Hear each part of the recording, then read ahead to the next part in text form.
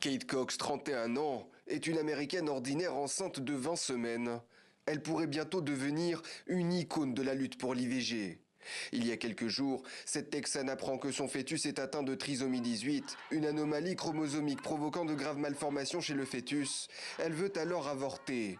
Mais depuis l'été 2022, le très conservateur État du Texas n'autorise des interruptions volontaires de grossesse qu'en cas de danger de mort ou de risque de grave handicap pour la mère. Une décision régulièrement dénoncée par les militantes et les militants des droits humains. Jeudi, la jeune femme obtient gain de cause lors d'une audience d'urgence devant le tribunal d'Austin. Une juge a estimé que le cas de Kate Cox entrait bien dans les exceptions à la règle prévue par la législation. Elle lui accorde la possibilité de recourir à une IVG, car la vie et la fertilité de Kate Cox sont gravement menacées. Je vais accorder l'ordonnance restrictive temporaire à Mme Cox, à M. Cox et au Dr Carson.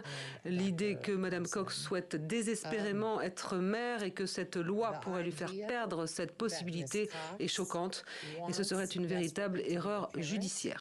Mais le procureur général républicain ultra-conservateur n'en démord pas. Kate Cox ne devrait selon lui pas avoir le droit d'avorter.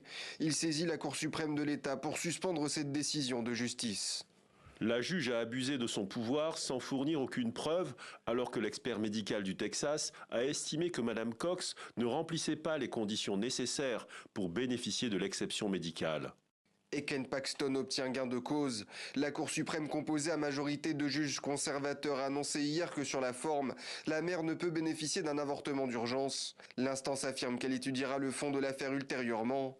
En attendant, l'heure tourne et Kate Cox reste sans solution.